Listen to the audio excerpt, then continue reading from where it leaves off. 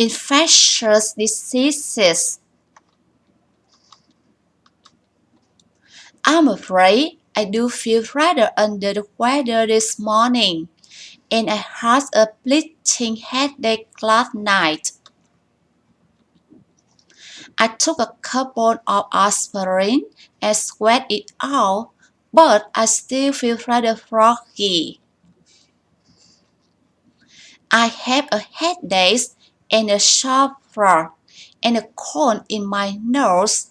At first, I had a running nose and I sneezed a lot, but now it stopped that, and I start to cough too. My whole body feels weak. I really feel terrible. Good morning. Have you got an appointment? Has she had any floods? Have any child in the neighborhood has complaints similar to hers? Is there a disease similar to this in your family? Is there a disease similar to this in his family?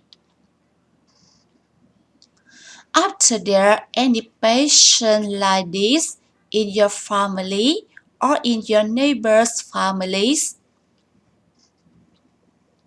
Are there any patients like this in your block or your village?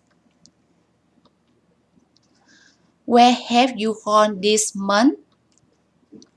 Where have you gone this week? Are the occipital nerves enlarged? Does she have any leukocytosis on the WBC? Have you been vaccinated? Have you been immunized? Have you had polio vaccine and DPT vaccine? Has she had whooping cough? Has she had mumps? Does your headache? Is your throat sore? Do you cough up any clamp? Do you have fever? Do you have temperature? Have you been febrile? Have you feverish? Have you vomited? Do you feel thirsty?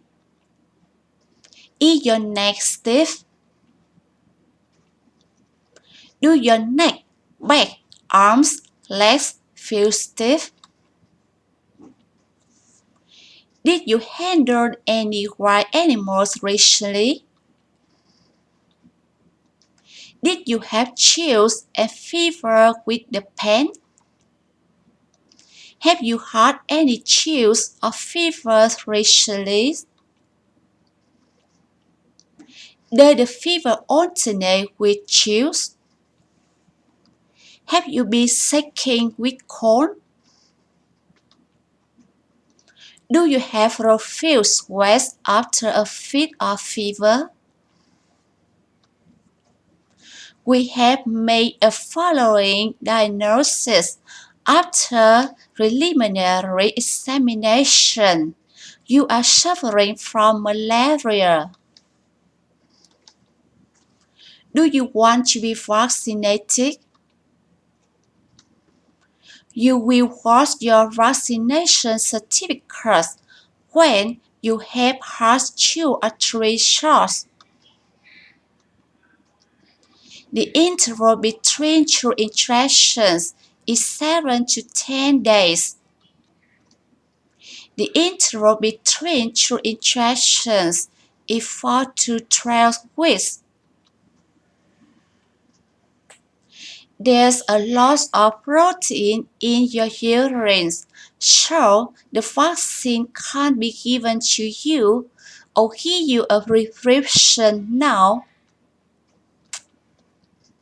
After treatment, If the result of your urinalysis is good, you may be vaccinated then. Dysenteric bacilli are found in your feces. You have to go to the Department of Infectious Diseases for a consultation. Your son has diphtheria. He must be obligatory hospitalized because it's an infectious disease. Please speak in this individual's pattern. Use separate place and disease. This patient must be placed in the isolation ward for contagious patients. She has caught a cold and is sneezing all the time. She complains of a sore throat. She has a persistent and a reductive cough. She had conjunctivitis with photophobia. She has a mucoid discharge from her nose. She has bouts of sneezing. A few days ago, she couldn't stop sneezing, and she has a violent headache from blowing her nose so often. There is no history of recent measures contact. The nasal mucous membranes are ignored. It looks as if she has measles. In measles, the thrush appears 5 days after the onset of symptoms. The thrush broke out suddenly. The two complications of measles are encephalitis and bronchial pneumonia. She has moderate splenomegaly. You have leukopenia and slight proteinuria. You must do a nasal and throat culture. Nothing but many epithelial cells were observed in the strain. I hope she won't have German measles during her pregnancy. In German measles, patients have little and even no problems. I think it's a case of varicella. I think it's a case of chicken pox. The pulpy is out of proportion to the low-grade fever. Diphtheritic varicositis begins with the sudden onset of a sore throat. His tonsils are coated with white membranes. Petechiae are seen on the skin of the belly. She had a stiff neck and headache. We ruled out a bacterial meningitis because the smear was clear and did not show any bacteria. Thank you for watching.